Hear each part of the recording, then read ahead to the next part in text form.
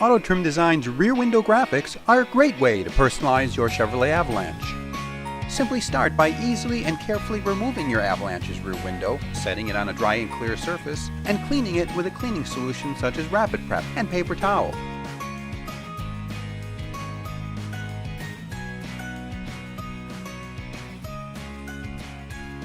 After laying out the graphic over the window to become familiar with placement, go ahead and roughly trim to the outside of the shaped area so as to remove excess material for an easier application.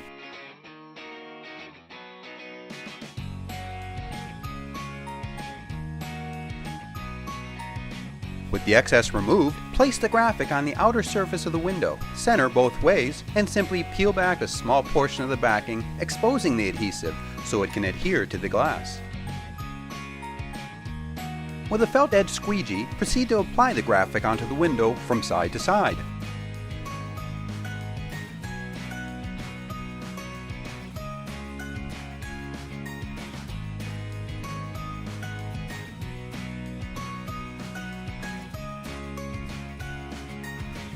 Using the squeegee, tuck the edges at the perimeter.